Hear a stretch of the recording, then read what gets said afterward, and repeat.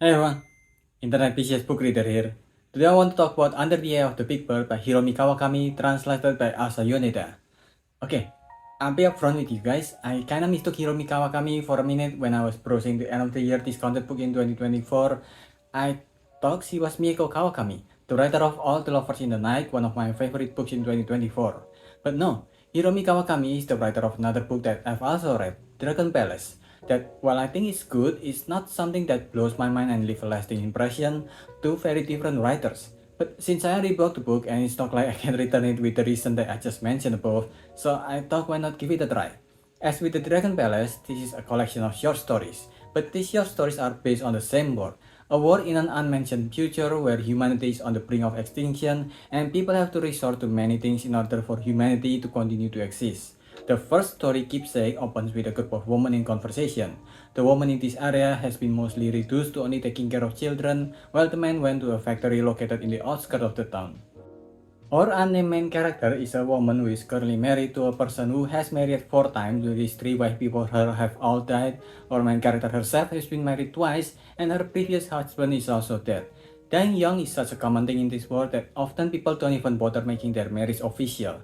She has so far taken care of more than 50 children. Children who grew at a different rate since they're no longer produced the same way. Some took 3 years to go to school and some only took 3 months. Once these children grow up, they are separated from their parents and are not allowed to be with each other since they're expected to carry on focused on making more humans.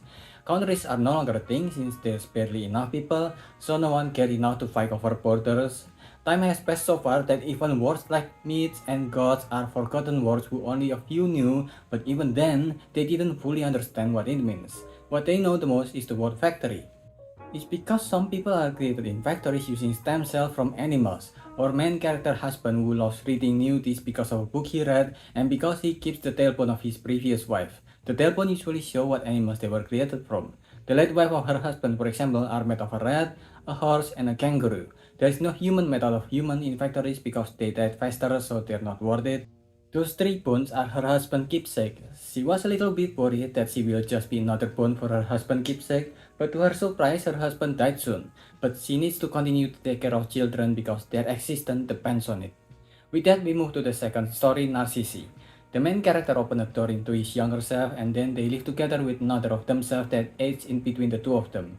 When they were made in when they were made, it was said that there were 10 of them, but 7 has died already. They were raised by the mothers and the mothers taught them many things. When they were 17, their place was visited by the grandmother who gave them many gifts including computers.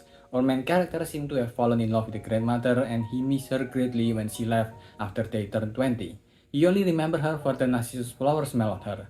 Then when he turned 25, the mother sent him on a journey giving us the first glimpse of the outside world.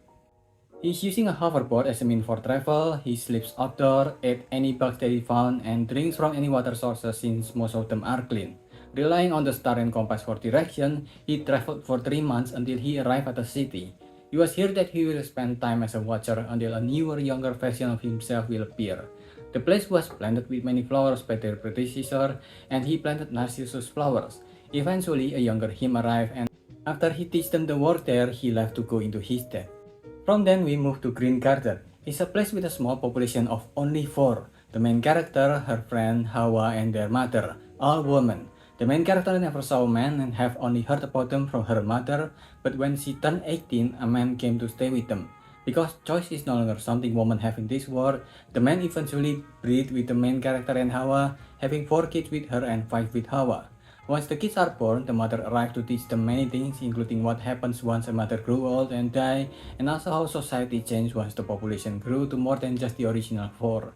They grew old and eventually the man died before them, and their daughters also eventually turned 18 and it is their turn to get kids. The main character is no longer allowed to have kids when they're older to reduce the risk of inbreeding, but she still want to have kids. So she finally did it once with a new man that was sent to breed with her daughter and got pregnant because of that. She was quarantined by the mother in a room at the back of the house until she gave birth, then they took her new son and the new man who made her pregnant. At the end of her life, it was just her and Hawa left in the green garden preparing for their death, and they both have never experienced love despite everything that has happened. And we move to the dancing children. In this story, the mothers are talking about a certain child.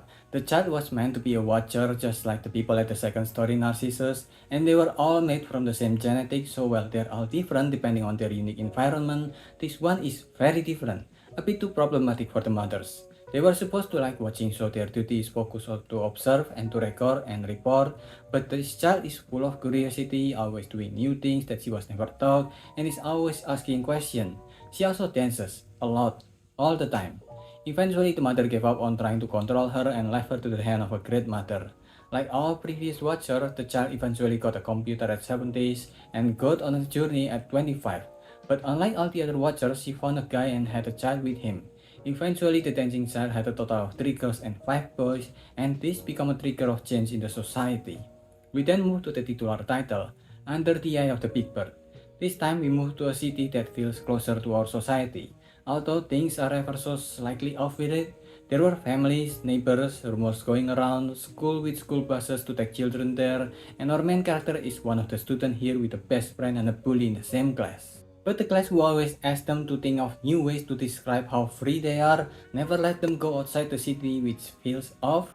Once our main character tried to run away from home and Mr. O'Neill, who owned a huge bird, stopped her. But eventually she figured out that the entire city hates her for not fitting in. It's because she has superpower. Superpower that she eventually used to stop her bully from attacking her.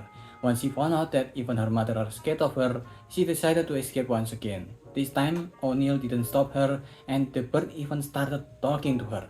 The weird story continues in echoes. The main character is the bird, and he and his friend Jacob O'Neill are a pair of watchers. The bird had the ability to sing with others, and he has sing with this bird so he can fly freely. They've been taking care of this city and met with many kids with superpower mutation that the city always turns again, like they can smell that they're different than them. While the bird judged them for it, he eventually did the same thing. One day, a boy whose bird was hidden by his parent came to them. The boy had the power to read minds and show them to the world. The bird feared the boy's power and attacked him. He managed to stop himself before killing the boy, and eventually he lived with them. They gave them the name Noah, and once he grew up enough, he also leaves the village like the other kids. The book went on with more short stories like that is about a village where everybody is named by numbers, but still the main characters are able to find love there and have their first sex on a lake. Then the Drift is about a traveler who likes to travel to remote places all by himself because what he truly fears is people, he said. But each time he traveled, he always met new people. One of the places he visited was even Jacob O'Neill's and Ian the birthplace, who claimed that they were the pair who planned the current war to save humanity. He continued his journey and found bipedal creatures that looked as if they could have been human too. He grew to hate them so much because of how different they were to human, and eventually decided to poison them to death, showing us how his fear of human is a projection of himself. The next story, Confession, is a whole confession from a character that is formed outside of the community that we know so far. It's a community of people sharing their life with the community and their families, like literally sharing them Hannibal Lecter style. But somehow, out of all the communities, they're the least miserable.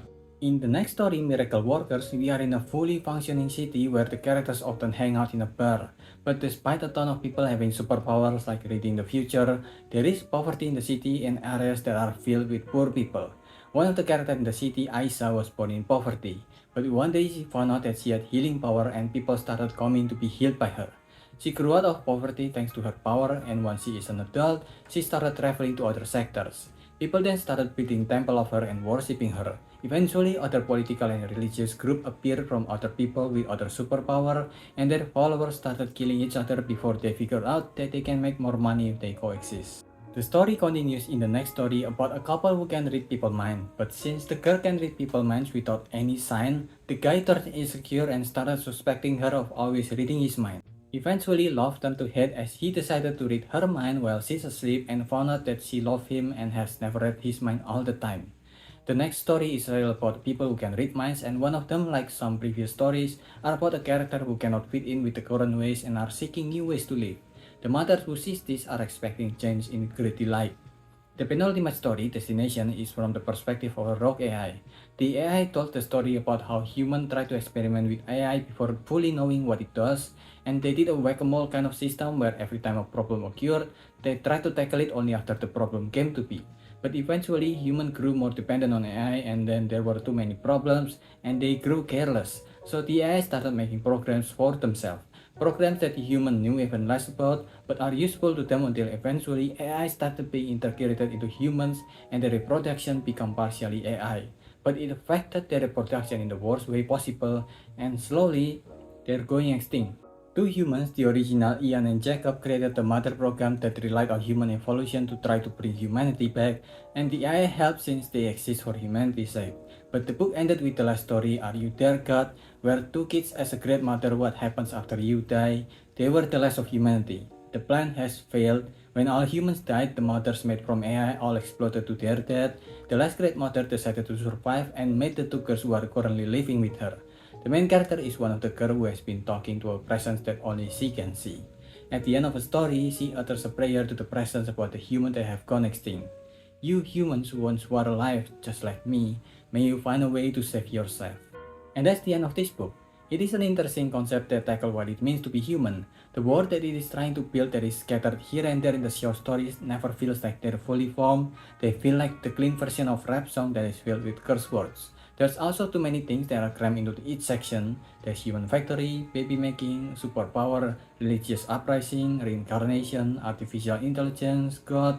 It's just too much, especially since some of the short stories are barely connected to others. There are some good stories like love and the ending of the book really sticks even after finishing the book. I just wish there are more connective tissue between the stories that doesn't make a few of the stories feels like unresolved plots. I give this a 3.75. What do you think?